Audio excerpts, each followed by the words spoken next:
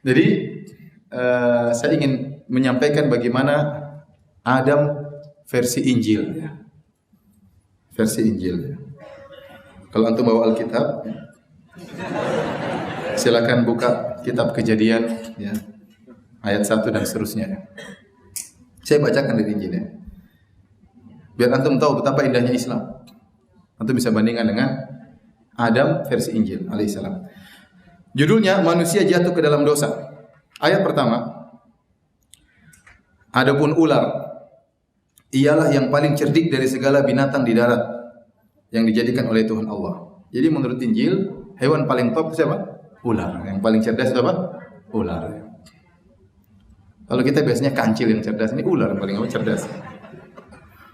Ular itu berkata kepada perempuan itu. Jadi iblis datang dalam bentuk apa? Ular. Tentulah Allah berfirman. Jadi syaitan berkata, wahai Hawa. Jadi Hawa yang digoda. Kalau dalam Al-Quran apa? Adam. Tentulah Allah telah berfirman, semua pohon dalam taman ini jangan kamu makan buahnya, bukan? Benarkan Hawa? Lalu sahut perempuan itu kepada ular itu, buah pepohonan di dalam taman ini boleh kami makan. Tetapi tentang buah pohon yang ada di tengah-tengah taman, Allah berfirman, jangan kamu makan ataupun raba buah itu, nanti kamu mati. Lihat, di sini Hawa bercerita, Allah bilang sama kita, jangan kau Hawa dan Adam makan buah itu. Kalau makan nanti apa? Mati. Ternyata waktu mereka makan, mati atau tidak? Tidak. Berarti Allah ngibulin mereka. Paham atau tidak? Iya, berarti dikibulin, ditakut-takutin. Waktu mereka makan, mereka tidak mati. Berarti Allah bohong dong. Ini yang buat narasinya ini salah dia waktu nyusun. Baik, lanjutkan. Tetapi ular itu berkata kepada perempuan itu, ular itu bantah. Sekali-sekali kamu tidak akan mati. Sekali-sekali kamu tidak akan mati. Jadi dia bantah, Tuhan enggak benar, kamu tidak bakal mati. Jadi ini iblis terlalu bahlul kalau begini. Ya karena langsung dia bantah enggak benar ya. Harusnya Adam enggak percaya dong. Itu seakan-akan iblis berkata Allah bohong. Kalau cara menggodanya begini, Adam tidak akan tergoda. Tapi kalau versi Quran, lihat bagaimana cara iblis apa? Menggoda. Dia menampilkan satu sisi yang tidak disebutkan oleh Allah Subhanahu wa taala. Kamu akan abadi. Paham? Tetapi Allah mengetahui bahwa pada waktu kamu memakannya, matamu akan terbuka dan kamu akan menjadi seperti Allah, tahu tentang yang baik dan yang jahat. Bukan seperti malaikat lagi, seperti apa? Allah. Adam digoda kayak gitu, kamu bakalan jadi Tuhan. Ya gimana? Perempuan itu melihat bahwa pohon itu baik untuk dimakan dan sedap kelihatannya. Lagi pula pohon itu menarik hati karena memberi pengertian. Lalu ia mengambil dari buahnya dan dimakan akhirnya. Dan diberikannya juga kepada suaminya Adam. Jadi yang kasih Adam siapa? Hawa. Jadi yang menggoda Adam siapa? Hawa, bukan iblis.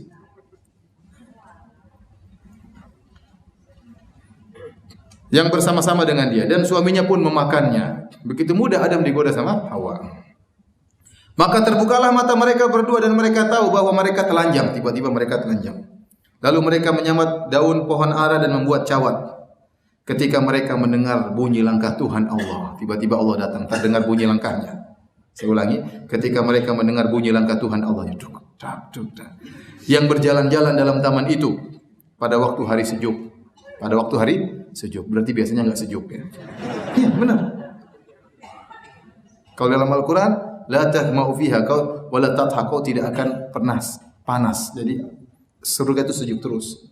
Tapi di sini dia mengatakan tatkala waktu itu apa? Sejuk. Bersembunyilah manusia dan istrinya itu terhadap Tuhan. Di antara Tuhan Allah, di antara pohon-pohon dalam taman. Hawa, ada Tuhan, sembunyi-sembunyi. Kira-kira begitu. Kita bersembunyi-sembunyi. Subhanallah. Jadi Adam menyangka dia bisa selamat dari pencarian siapa? Kita sembunyi, Allah Tuhan tidak tahu ya. Subhanallah. Ya, dia nyusun ceritanya salah ini. Ya. Tetapi Tuhan Allah memanggil manusia itu dan berfirman kepadanya, di mana engkau? Benar, Tuhan tidak tahu. Di manakah engkau? Benar. Tanya, di manakah engkau? Akhirnya Adam menjawab. Ia menjawab. Nggak enak kan dicari-cari di mana. Akhirnya ia menjawab, Adam menjawab. Ketika aku mendengar bahwa engkau ada dalam taman ini, aku menjadi takut. karena aku telanjang, sebab itu aku bersembunyi. Allah masih enggak tahu lagi. Siapa yang beritahukan kepadamu bahwa engkau telanjang? Allah masih belum tahu. Siapa yang bilang kamu telanjang? Apakah engkau makan dari buah pohon? Allah masih tanya lagi. Kamu makan ya? Ini kitab suci. Apakah engkau makan dari pohon yang aku kularang makan itu? Kalau dalam Al-Quran tidak. Langsung Allah mengatakan, alam anhakuma antil kuma syajar. Allah langsung tegur. Tidak tadi cari di mana engkau, kenapa enggak ada. Allah sudah tahu iblis yang Allah sudah tahu semuanya. Islam beriman dengan takdir. Allah sudah atur semuanya. Berjalan dengan takdir Allah. Kalau ini enggak ini. Allah enggak tahu kok bisa telanjang, kok tanya-tanya. Akhirnya waktu Adam ditanya, manusia itu menjawab, Adam menjawab. Lihat bagaimana kalau dalam Islam dua-duanya langsung bertobat. Rabbana zalamna anfusana. Dalam versi Injil, Adam melimpahkan, mengkambing hitamkan Hawa. Kata Adam, perempuan yang kau tempatkan di sisiku, dialah yang memberi dari buah pohon itu kepadaku, maka aku makan. Jadi dia mengatakan, lah, yang taruh Hawa di sini siapa? Engkau ya Allah. Ini yang jadi masalah, bikin saya makan. Jadi dia melemparkan kesalahan kepada siapa? Hawa. Dalam Islam tidak. Fa'akala minha. Dua-duanya langsung makan, bareng-bareng. Ini kalau dalam versi ini Hawa makan dulu, terus rayu-rayu apa? Suaminya. Ya wajar, Adam waktu ditegur, kenapa ente makan? Nah ini yang godain saya. Yang taruh dia sini ya ente ya Allah. Kira-kira begitulah. Ya. Anda yang meletakkan dia di sini. Ya, saya bacakan lafalnya. Perempuan yang kau tempatkan di sisiku, dialah yang memberi dari buah pohon itu kepadaku, maka aku makan. Kemudian berfirmanlah Tuhan Allah kepada perempuan itu, apa yang telah kau perbuat ini? Jawab perempuan itu, ular itu yang memperdayakan aku, maka aku makan. Lalu Allah berfirman, Tuhan Allah, lalu berfirmanlah Tuhan Allah kepada ular itu, Tuhan Allah kepada ular itu, karena engkau berbuat demikian, terkutuklah engkau di antara segala ternak. Ular dikutuk. Dan di antara segala binatang hutan, dengan perutmu lah engkau akan menjalar. Sekarang kau akan berjalan dengan apa? Perut. Sebelumnya ular tegak sebenarnya. Gara-gara dia terkutuk, akhirnya dia berjalan dengan apa? Dengan perut.